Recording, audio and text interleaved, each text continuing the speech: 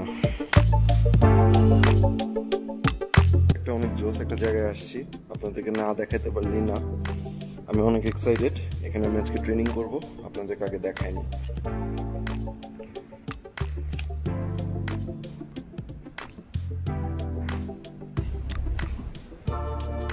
কি জোস না? উপরে আরেকটা জায়গা আছে, আমি দেখাবো যখন যাবো, আমি ভিডিও করবো না। বাট আপাতত এই পুরো জিমটা is all to my self. আমি এখানে আজকে একটা সেই করা একটা সেশন দিব। চলেন একটা ভিতরে একটু যাই।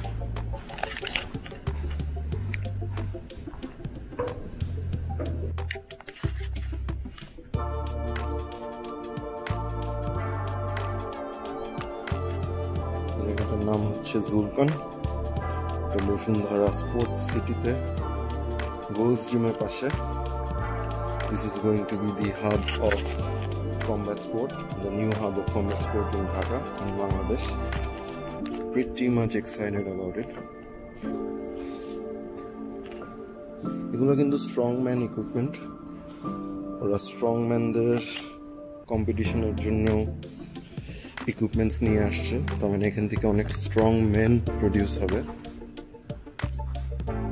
which is very interesting. Brother Mike, এখানে ক্রসফিটের কিছু আইটেমস আছে।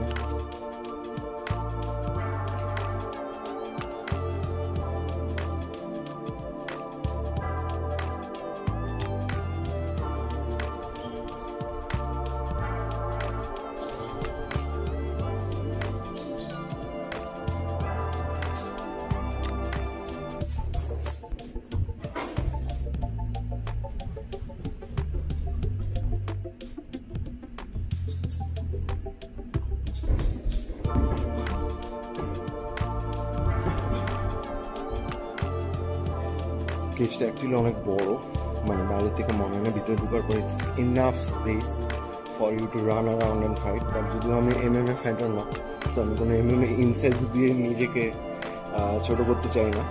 আমার ব্যাকগ্রাউন্ড হচ্ছে বক্সিং, সো আমি বক্সিং রিলেটেডই থাকবো।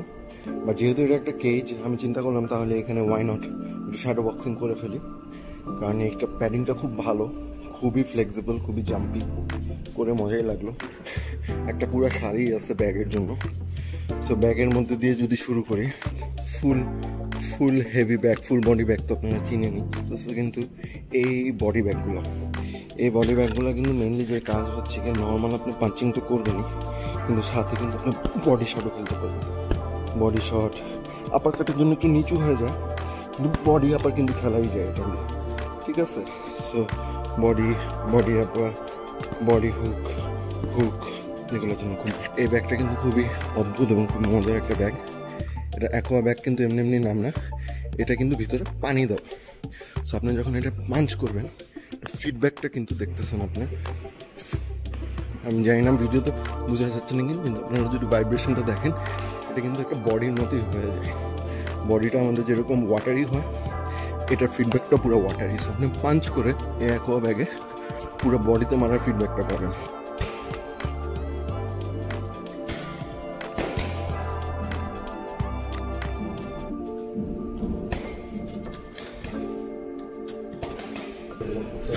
স্ন্যাপ মানে কিন্তু যে পপ পাঞ্চ, টাক টাক দিয়ে চলে আসে, পুশ করা না।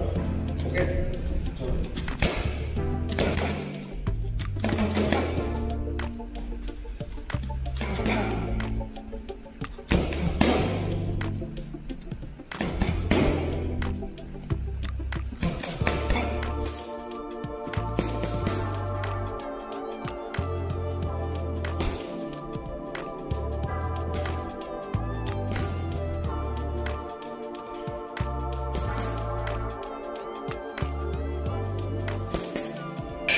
ইনসাইডে খেলার জন্য খুব ভালো, ভালো প্র্যাকটিস করতে পারবেন।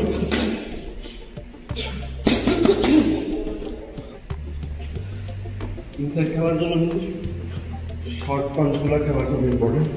ইনসাইডে গেলে কিন্তু আপনি এভাবে লং খেলতে পারবেন, মনে করেন পারবেন, জিনিসটা শর্টই মারতে হবে, দূর থেকে যে লংটা মারতে হয় ওই জায়গাটা ইনসাইডে নাই। আপনি যেটা করতে হবে, আসুন ক্লিনছি জাস্ট ইনসাইড খেলতেছেন হেড টু হেড, আসুন হালকা কোর্ট থেকে পুশ করেন, একদম সরে যায়, ও সরে যাবে যদি আপনি কোর্ট দিয়ে ঠিক করে করতে পারেন। তো যেটা হবে এই আসুন সব পাওয়ার, তুমি আবার সাথে সাথে ডিফেন্স করতে করবে, এটা করে স্লিপ, এটা করে স্লিপ রোল সব করা লাগবে। ইনসাইড ফাইটিং কিন্তু একটা আর্ট। আপনি দেখবেন বেশিরভাগ বক্সার যারা টপ লেভেলে ওরা কিন্তু একটা পয়েন্টে গিয়ে ইনসাইডে চলে যায়। আমাদের দেশেও আছে কিন্তু ওরকম নাই। আমি এখন পর্যন্ত সবচেয়ে সুন্দর ইনসাইডে খেলতে দেখছি আমাদের সুরা ভাই, সুরা কৃষ্ণ চাকমা। ও কিন্তু আমেন্টার স্টাইলে খেলে, বাইরে খেলে, আউটসাইড থেকে লং খেলে। হঠাৎ থেকে আমি ঢুকে গেছি, ঢুকে ওর দুই হাতকে কিন্তু আটকে রাখে, ওরেও মারতে দেয় না। অনেক যদি এরকম দুটো হাত থাকে, আমি দুটো হাত সুরা ভাই এটা করতো প্রথম দিকে, পরের দিক থেকে করা শুরু করতে এরকম। আমি যে গার্ড থেকে ও লিড হ্যান্ড দিয়ে এই দুইটাও আটকায় রাখে, যেন ইনসাইডেও মারতে না পারে। বুঝতেছেন কত ফ্লেভার? মারতে না পারে এমনি ধরে অনেক কিছুক্ষণ টাসেল করে উনি যখন চান্স পায় হালকা বডি কোড দিয়ে একটু পুশ দিচ্ছে আবার লাগলে চলে যায়, দূরে দেয়, দম নেয়, মুভ করছে, আবার খাচ্ছে, আবার খাচ্ছে।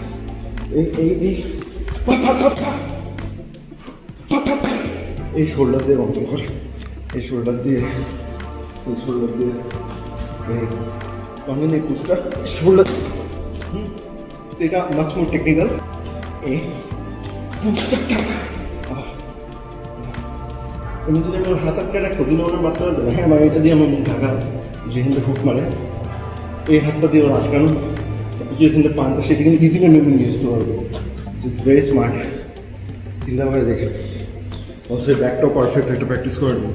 আপনারা যদি ক্যানেলো অ্যালভারেজকে চিনে থাকেন, ও কিন্তু খুব কমন একটা ওয়ার্কআউট হচ্ছে গিয়ে অ্যাকোয়াব্যাকে ট্রেন করা। অ্যান্ড ওর অ্যাকোয়াব্যাকটা কিন্তু ওর আই লেভেল থেকে চেস্ট লেভেল পর্যন্ত এরকম এক্স্যাক্টলি যেরকম আপনার অপোনেন্টের সাথে আপনার ফেস টু ফেস হবে ওই লেভেলই, যেন আপনি ঘুষি মারলে অপোনেন্টের বুকেই মারেন, মাথায় মারেন। এবং অ্যাকোয়াব্যাক কিন্তু সুইং করে ক্যানেলোটা যদি দেখে থাকেন।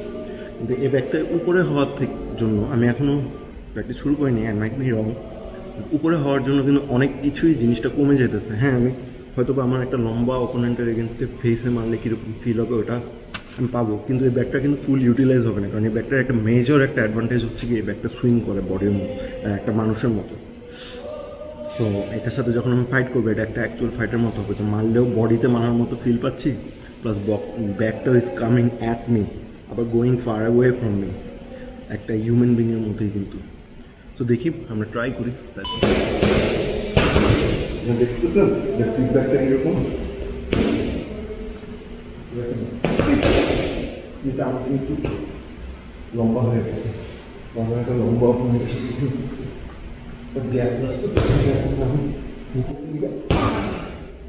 মাইক টাইসন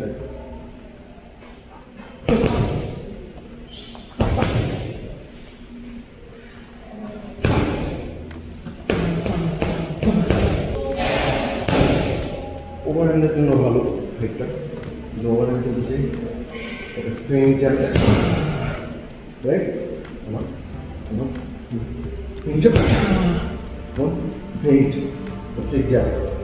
পুরো জ্যাপটাই করবেন, হাত জ্যাপটা যে করছেন এটাই করবেন ফুল বডি মোশন, কিন্তু হাতটা পুরো খুলবে না, তাই না? রাইট? ফুল zap,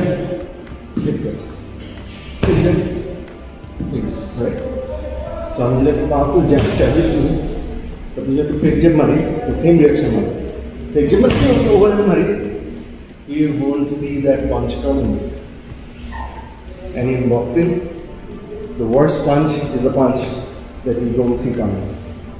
So,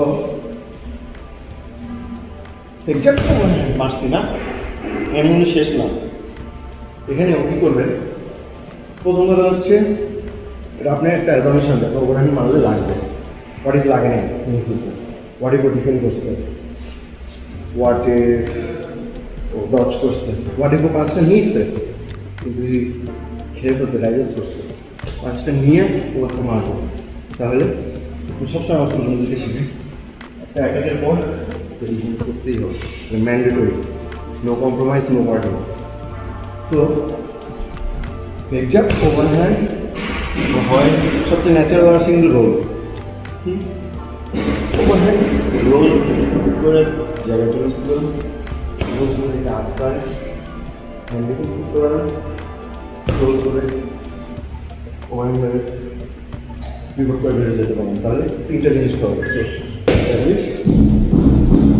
exact overhand হয় রোল, এক্সাক্ট ওভার হ্যান্ড ঠেকায়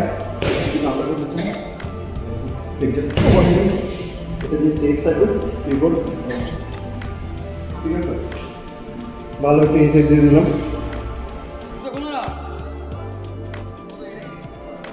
এরিনাটাতে যাই, এই যে arena. What do you call that? Crazy না? পুরা একটা অক্টাগন। I so wish এখানে বক্সিংও হয়, বাট ভাই আগে MMA দিয়ে শুরু হোক, যে কোনো একটা কম্ব্যাট স্পোর্ট দিয়ে শুরু হোক, আগে ডেভেলপমেন্টটা স্টার্ট হোক, তারপরে হচ্ছে গিয়ে যা স্পোর্ট করা হয়েছে। আমরা একটু উপরে যাই, ওই যে কিংস স্টেডিয়াম, কিংস এরিনা, আর এই যে জুলকান arena. Isn't it crazy or what? উপরে আবার একটা সুপার বলের মতো বিশাল স্ক্রিন আছে, এটা বলে আপনাদেরকে ট্র্যাক করবে, প্লেয়ারদেরকে ট্র্যাক করে ইনস্ট্যান্ট রিপ্লে দেখাবে। Awesome.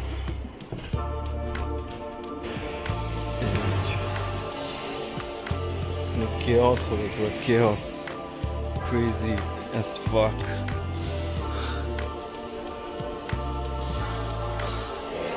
এরিনাটা অনেক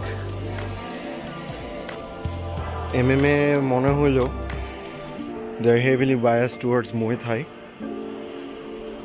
সো আপনি এক্সপেক্ট করতে পারেন। এই যেখানে দেখেন সব পোস্টার টোস্টার মুay thai-ই লাগানো।